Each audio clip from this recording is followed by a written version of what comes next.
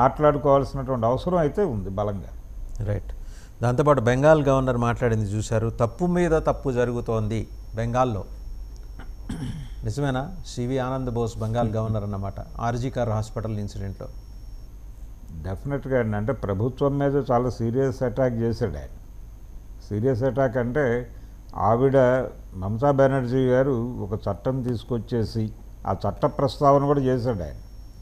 అంటే చాలా సీరియస్ ఇవి ఉంటాయి, ఇలాంటి నేరాలు చేసిన వాళ్ళకి దాదాపు ఉరిశిక్ష వేసేస్తాం మేము, ఆ లెవెల్ చట్టం తీసుకొస్తున్నాం, చట్టబద్ధంగా ఉరి తీసేస్తామని ఆవిడ అసెంబ్లీ సాక్షిగా ప్రకటన చేసినప్పటికీ ప్రజలలో చెలరేగుతున్నటువంటి నిరసనలని ఆ ప్రకటన చల్లార్చలేకపోయింది అనేది స్పష్టంగా కనిపిస్తోంది. ఇలాంటి సందర్భం వచ్చినప్పుడే ఆంధ్రప్రదేశ్లో, ఉమ్మడి ఆంధ్రప్రదేశ్లో వైఎస్ రాజశేఖర రెడ్డి గారు ఈ నిందితుల్ని యాసిడ్ దాడి లాంటి ఇన్సిడెంట్స్ జరిగినప్పుడు వాళ్ళని తీసుకెళ్ళి నేరుగా ఎన్కౌంటర్ పేరుతో చంపేసి ప్రజాగ్రహాన్ని సంతృప్తిపరిచినటువంటి సంఘటనలు కూడా చూసాం మనం. ప్రభుత్వాల దూకుడుగా వ్యవహరిస్తే ఎలా ఉంటుంది అనేది చూపించాడు ఆయన, ఒక నమూనా. దాన్ని చాలా సందర్భాల్లో ప్రభుత్వాలు క్యారీ ఫార్వర్డ్ చేసి ప్రోత్సహిస్తున్నాయి, అవే అమలు చేస్తున్నాయి కూడా. కాబట్టి ఇక్కడ మమతా బెనర్జీ గారు కూడా అసెంబ్లీలో చాలా సీరియస్గా ఇలాంటి క్రైమ్కు పాల్పడినటువంటి వాళ్ళని ఇమ్మీడియట్గా ఎటువంటి ఆలస్యం లేకుండా నేరుగా ఉరి తీసేసేటువంటి చట్టం తీసుకొచ్చేస్తున్నాను నేను, కాబట్టి ఇంకా మీరందరూ ఆందోళనలు విరమించండి అని ఆవిడ చెప్పినప్పటికీ జనానికి అది ఏ రకమైన సంతృప్తి కలిగించకపోవడం వల్ల ఈ అర్ధరాత్రి నిరసన ప్రదర్శనలు, కొవ్వొత్తుల ప్రదర్శనలు, కాగడాల ప్రదర్శనలు ఇవన్నీ జరుగుతున్నాయి. అంటే ఆవిడ ఏం మాట్లాడినా, ఏం యాక్ట్ చేసినా జనాలు స్పందించినటువంటి కండిషన్ ఒకటి సార్. ఇక్కడ గవర్నర్ కూడా మమతా బెనర్జీ గారు ఈ ఇన్సిడెంట్ జరిగి 2 వారాల పైన అవుతుంది. అవును, 2 వారాల నుంచి 2 వారాల పై నుంచి ఎంతకాలం జనాన్ని ఇట్లా మాయ చేసే ప్రయత్నం చేస్తుంది. And Bengal people are considered as so intelligent when compared to the rest of the nation.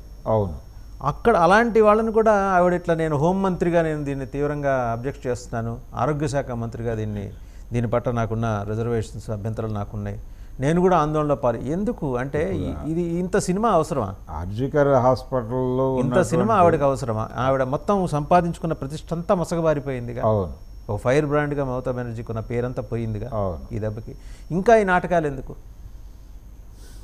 అంటే ఇప్పుడు ఆవిడ ఓపెన్ అప్ అవుతూ నెమ్మదిగా ఒక అరెస్టు జరిగింది. ఆ ఇన్ఛార్జ్ ఎవరైతే ఆర్జీ కర్ హాస్పిటల్ ఇన్ఛార్జిగా ఉన్నారో ఆ టైంలో అతన్ని అరెస్ట్ చేశారు.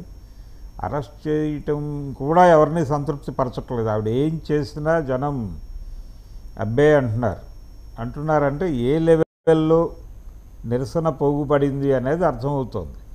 దీంతో ఎవరు ఆవిడకి మద్దతుగా మాట్లాడటానికి కూడా ఇబ్బంది పడుతున్నటువంటి సందర్భం. ఆవిడ ఉన్నటువంటి కూటమి నుంచి ఏ రకమైన సపోర్టు రానటువంటి ఒక విచిత్రమైన పరిస్థితి. కాంగ్రెస్ పార్టీ నేరుగా అక్కడ నిరసన ప్రదర్శనలు చేస్తున్నటువంటి ఒక విచిత్రం. రాష్ట్రాన్ని 3 దశాబ్దాల పాటు అవిచ్ఛిన్నంగా వెళ్ళిన మార్క్సిస్ట్ పార్టీ వాళ్ళు కూడా ఎక్కడా మాట్లాడలేదండి. అంటే ఆ కూటమి, లెఫ్ట్ కూటమి కూడా ఎక్కడా ఉన్నారా అండి? అక్కడ పార్టీ ఖాళీ చేసి వెళ్ళిపోయారు.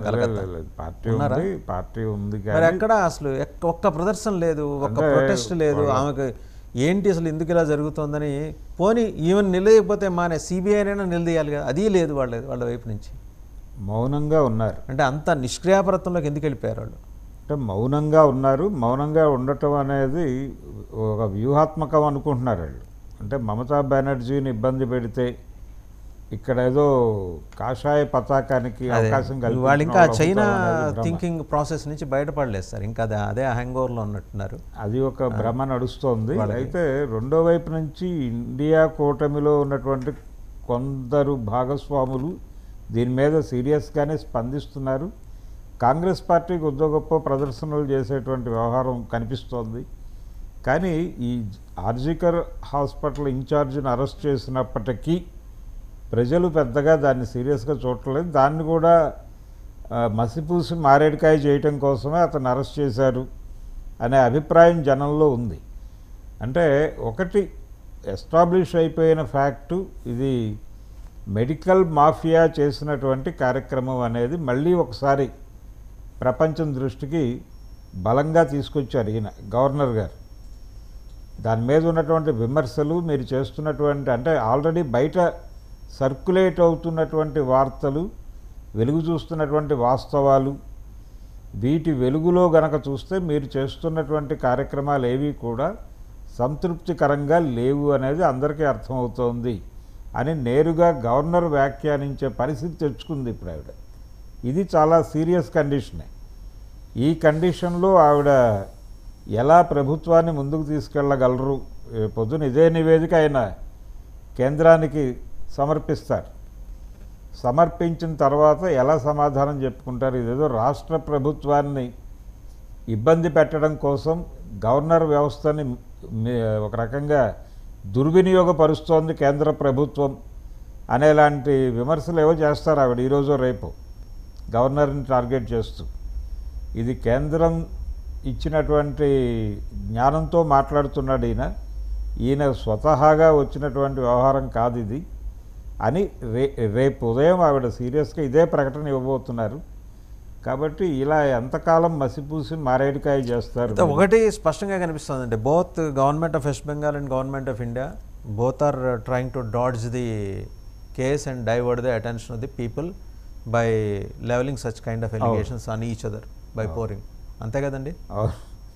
సో ఇద్దరు కలిసి రాష్ట్ర ప్రభుత్వం కేంద్ర ప్రభుత్వం రెండూ కలిసి కేసుని పూర్తిగా పక్కదో పట్టించే, అంటే ఈ రకంగా బీజేపీ కూడా నిందితుల్ని కాపాడే ప్రయత్నం చేస్తుందేమో అనే అనుమానం జనాలకు కలుగుతుంది. అండ్ సేఫ్ గేమ్ ఆడుతున్నది ఎవరంటే కాంగ్రెస్ కమ్యూనిస్టులు సేఫ్ గేమ్ ఆడుతున్నారు. ఎక్కడ దూరంగా ఉండి అవాయిడ్ అయిపోయారు. మమ్మల్ని ఇన్వాల్వ్ చేయకండి రావు గారు అనే పద్ధతిలో వాళ్ళు అంటే ఒకవేళ ఎవరైనా అడిగినా కానీ ఈ విషయంలో కొంచెం ముందుకెడితే అది అనవసరంగా మోడీకో మరొకరికో లీడ్ ఇచ్చిన వాళ్ళం అవుతాము అని చెప్తున్నారు వాళ్ళు ఓపెన్గానే. అదొక విచిత్రమైన ఆర్గ్యుమెంట్. అయితే కేంద్ర ప్రభుత్వం సిబిఐ దర్యాప్తు చేసినప్పటికీ ఇంకా ఎందుకు తాత్సారం చేస్తున్నారు అంటే గవర్నర్ గారి విమర్శ బహిరంగంగా ఆయన మాట్లాడినప్పటికీ కూడా అది ఒక నివేదికగా స్వీకరించి వెంటనే మీరు నివేదిక పంపించండి, మేము చర్యలు తీసుకుంటాం అని కేంద్ర ప్రభుత్వం నుంచి ఒక కార్యక్రమం మొదలవ్వాలి. రేపు పొద్దున ఎలాగో ఆవిడ కేంద్రం మీద దాడి చేస్తారు, ఈరోజే దాడి చేయొచ్చు. అంటే గవర్నర్తో వాంటెడ్గానే ఇలాంటి ప్రకటన చేయించారు అని. కానీ ప్రాక్టికల్గా అంత వేగంగా అంటే మమతా బెనర్జీ మాట్లాడుతున్నంత వేగంగా కేంద్ర ప్రభుత్వం కదులుతున్నట్టుగా కనిపించడం లేదు. అందుకని ఏదో సంథింగ్ ఇది చాలా పెద్ద వ్యవహారంగానే కనిపిస్తోంది. అంటే ఆ అమ్మాయి కొంత ఈ విక్టిమ్ ఎవరైతే చనిపోయారో ఆర్జికర్ హాస్పిటల్లో ఆవిడ లీక్ చేసినటువంటి సమాచారం తాలూకా వెయిటేజ్ చాలా పెద్దది. దాని సెగలు మరి ఢిల్లీని కూడా ఏమైనా తాకాయేమో కనిపిస్తోంది. కొంచెం ఢిల్లీ కూడా భయపడుతుంది. సరే, coming to Andhra Pradesh topic sir, Koneti Adimulam సభ్య సమాజానికి ఏం మెసేజ్ పంపించాలనుకున్నాడు సార్? పార్టీ